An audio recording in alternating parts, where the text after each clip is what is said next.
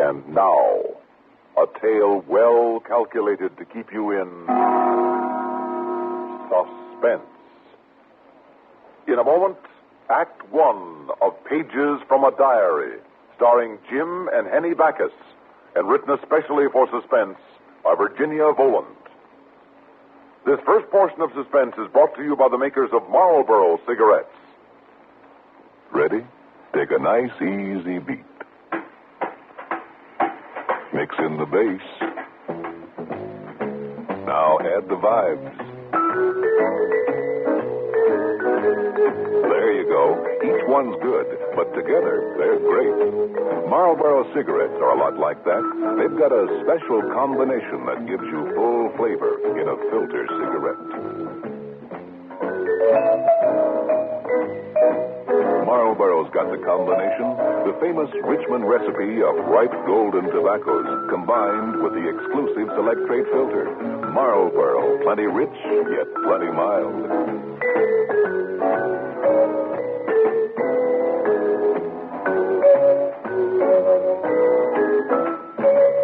You get a lot to like with a Marlboro, the filter cigarette with the unfiltered taste.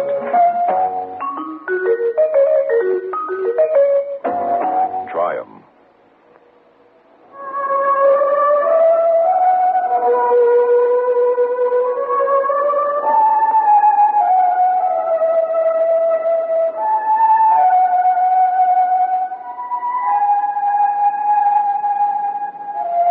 I shudder when I think of what my parents would say if they could see their daughter at this moment, alone in John's bedroom.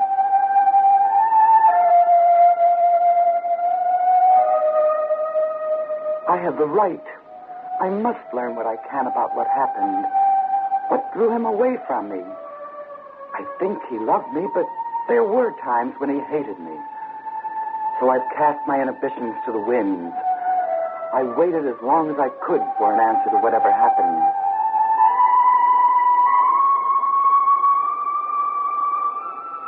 I've let myself in and found what I was looking for. John's diary.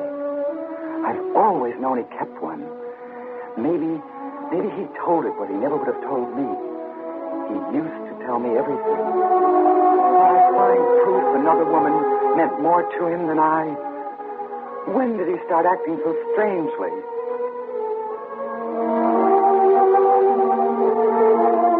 April. Yes, April, I think.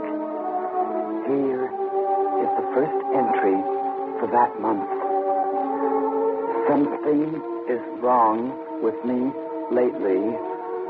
I am not feeling very well.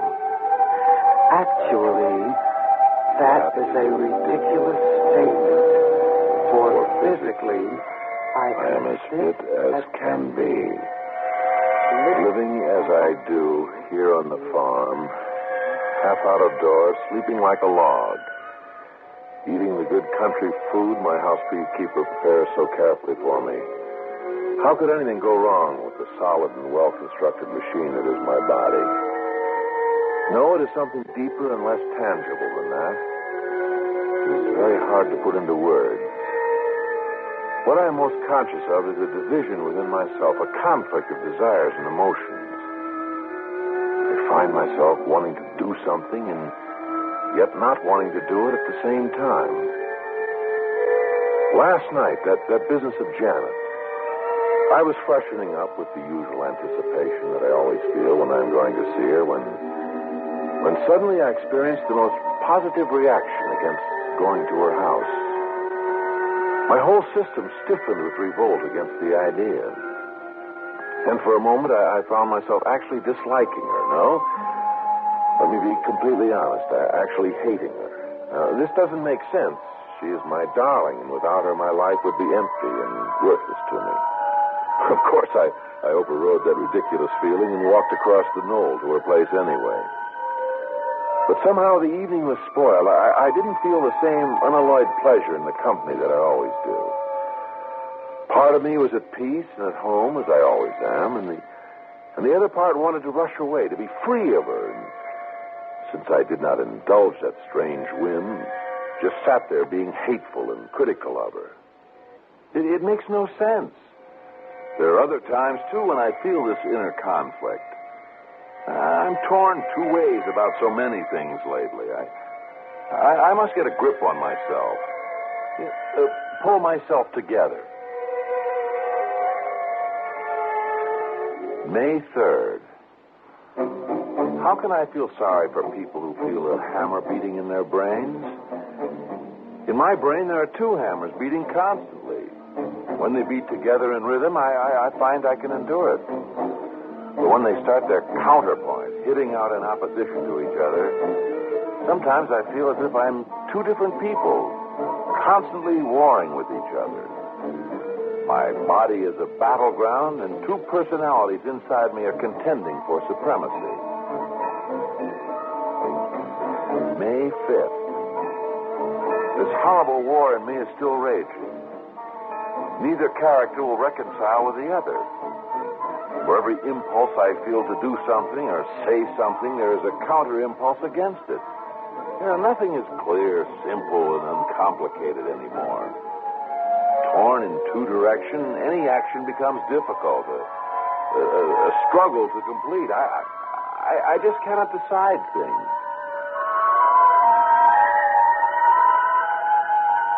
May 21st.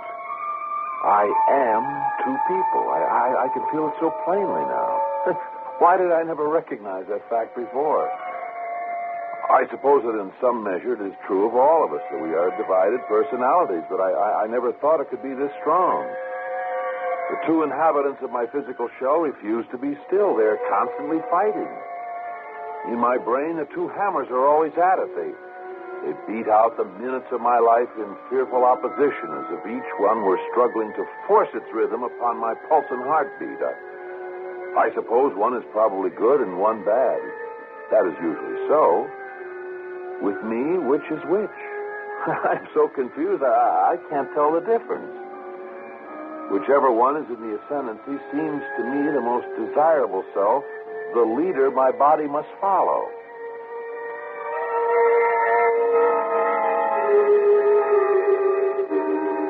June 4th. Oh, I'm exhausted by the struggle of trying to unite the two oppositions within me. Why do I bother to struggle this way? What difference does it make? There must be some instinctive idea of morality that cautions me that this double feeling is wrong. A primitive conception that only in singleness of purpose, unity of idea and desire is so strong. Do I harm anyone besides myself? Is there any possible menace to Janet in this situation within me? I am afraid and ashamed, and sometimes of the violent reactions that I have against her.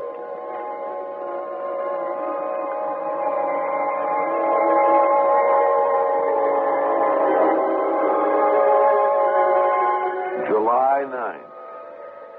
Today I just drifted, too weary to hold my cells in check. That gave them a good chance to fight over me. Fatigue gives them the opportunity they're looking for, I think. And lately, I've been unable to sleep. We had another division of interest. I'd been doing the farm accounts all day, and my eyes were very tired. Yet one of me stubbornly insisted upon poring over some old manuscripts my dealer had sent from out of town. I had the eerie feeling that part of me sat at the desk reading, while the other one lay back on the couch with his eyes closed, idly playing with the dog.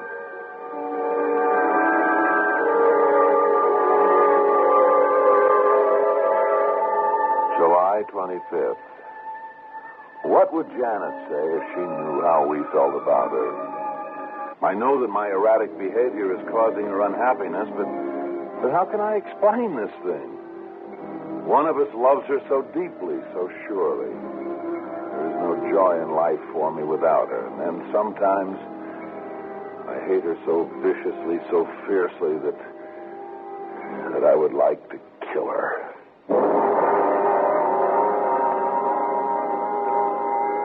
August 7th. We did it again today. I have decided that I am definitely two people. My body was tired from the outdoor work. But my eyes went into town to see a movie. It was very strange since I had not thought to send my ears along. I watched the actors mouthing on the screen, no sound emerging from their lips. Like an old silent picture, but without the titles. Next time, I must remember to send my ears. Though I tried hard at the time, I find I cannot just wish them there and have it happen. If two parts of me are to go away, they must travel together at the same time. Do you realize what I have just written? I'm accepting this phenomenon as if it were natural and going to continue, as if I've got to spend the rest of my life with a part of me in one place and parts in another, devising ways to make it more practical and convenient. What strange and hard kind of madness is possessing me.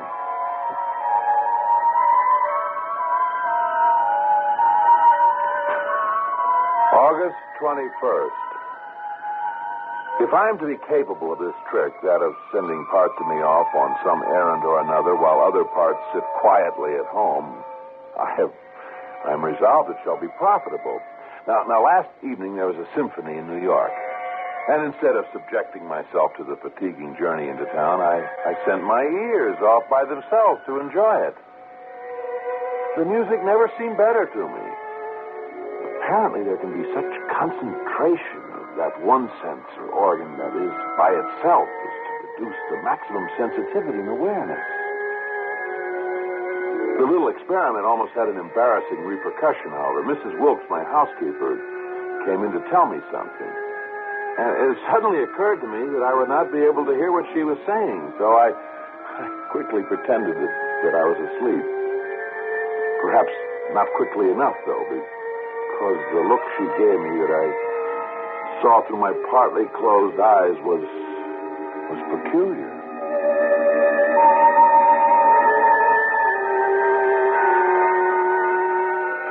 September 1st. I've been continuing my experiments. Really, this has its elements of advantageousness. Now, last night was rather fun. While the rest of me stayed at home to watch, my hands and arms went out and rang doorbells. It worked wonderfully. Unlike small boys at Halloween, I didn't have to run away for fear of detection. My arms simply concealed themselves in the bushes. And then when the house occupants came to the door, there was no one in sight, of course. Just before I went home, my hands and arms went home. They rang her bell. The confused look on her face when she realized that there was no one there was very funny. And I shook with this sort of inward laughter.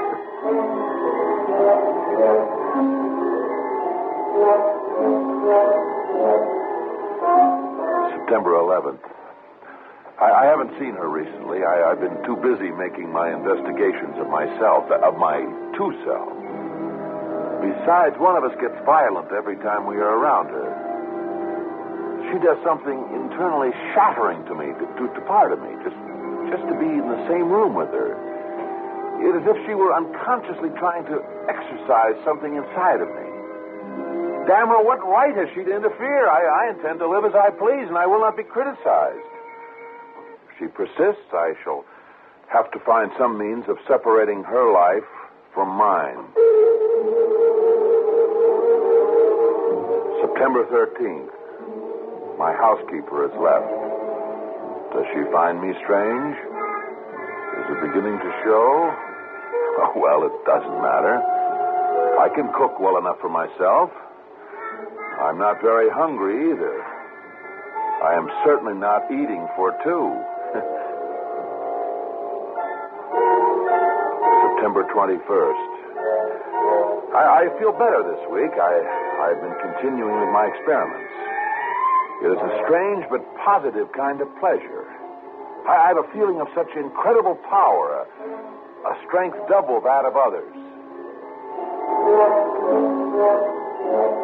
I am two people. I can feel it so plainly now.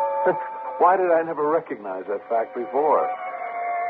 I suppose that in some measure it is true of all of us, that we are divided personalities, but I never thought it could be this strong. The two inhabitants of my physical shell refuse to be still. They're constantly fighting. In my brain, the two hammers are always at it. They beat out the minutes of my life in fearful opposition, as if each one were struggling to force its rhythm upon my pulse and heartbeat. I suppose one is probably good and one bad. That is usually so. With me, which is which? I'm so confused, I can't tell the difference. Whichever one is in the ascendancy seems to me the most desirable self, the leader my body must follow.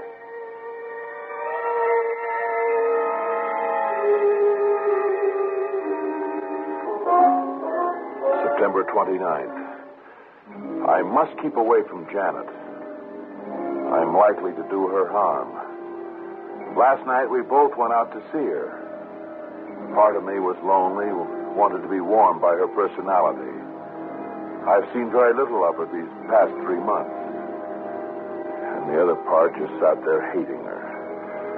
I finally had to leave abruptly when I found my hands wanting to fasten themselves on her long, white throat. And no matter how I tried, I could not fight down the desire to strangle her.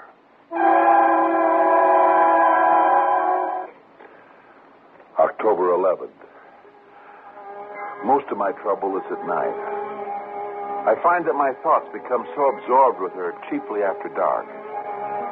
So that is the time when I must be most careful to find myself these dual occupations. All the work gets done around here at night. The animals are baffled, poor beasts. I exercised the mare in the moonlight last night, but left my head at home. October 17th.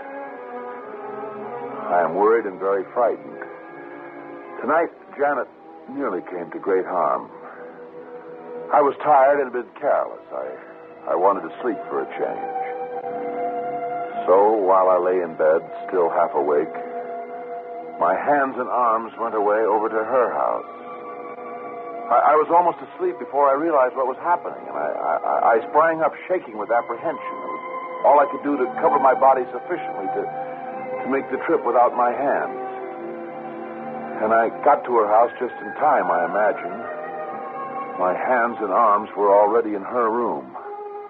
And what they were going to do, I don't know.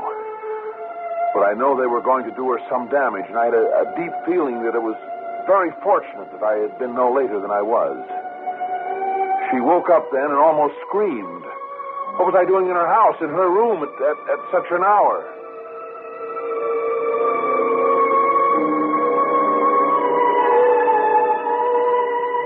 October 23rd. Today I find I am filled with hate for Janet. How I hate her. She's destroying me this way. It is no longer possible for me to even pretend to enjoy myself. She is limiting my action, my freedom. All I do is work, so as to be too busy to go near her. But I want to go near her, to see her, to be with her. Why does she have to hold me back this way? November 22nd. Tonight I am desperate. I have left my hands and arms at home. They are the most dangerous to her. I found that out. The instructions are to go on writing in this diary. The rest of me is out walking at this moment down the old road over towards the trestle. As I walk, my hands are to continue to report what the rest of me is doing. It seems to be working. I have the knowledge that these lines are appearing in the book. How black the night is and how cold. The road is full of ruts, and these are covered with ice. Every now and then I slip a little as I walk. I must be more careful. Ahead of me, I can see the faint outline of the railroad bridge as it crosses the gap between the two hills. How tall the supports for the tracks are. The drop must be a couple of 100 feet at least. I think I'll climb out on it just to see how it feels. It'll give me something to do with myself. Something is happening to me. My hands at home are refusing to write. They fumble. They're putting down the pen, making a spot on the paper. What are they doing? They're no longer following my instructions. Here I am, idiot-like, out in the exact middle of a railroad trestle while my hands are seeking to destroy her. That girl whom I so love and that they hate. That part of me hates. Quickly, turn around, go back.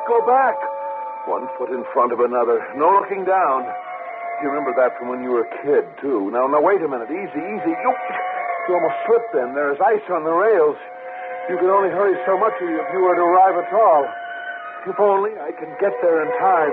Now, if I try very hard, concentrate beyond all the powers of my brain, perhaps I can project myself into the place where my hands are. Oh, it's no use. I cannot do it. All I can accomplish is this icy fear, this foreknowledge of disaster. Something about my hands and her throat. Oh, Janet, darling. I'm coming. I'm making haste.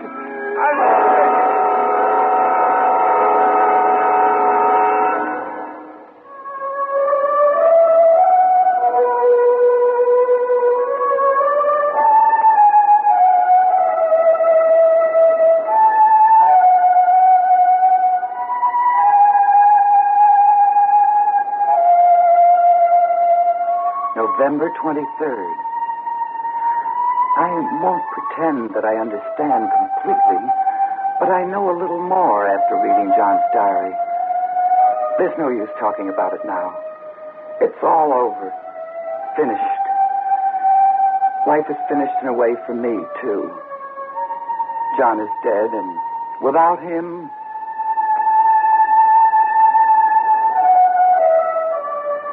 They found his body this morning in the study.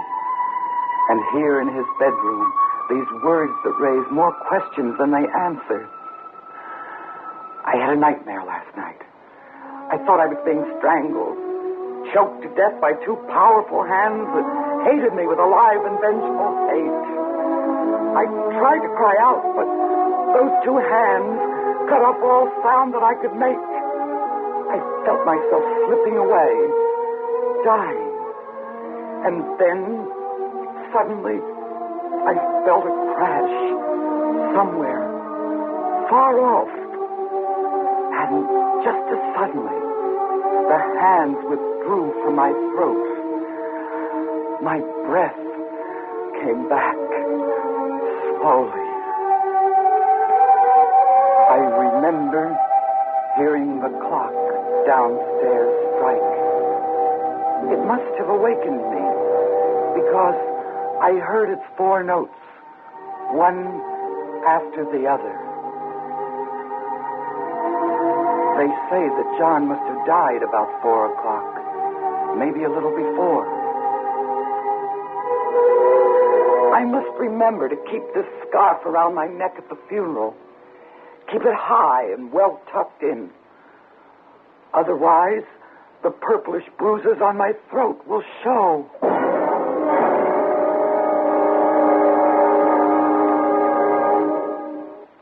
Suspense. You've been listening to Pages from a Diary, starring Jim and Henny Backus, and written especially for Suspense by Virginia Voland.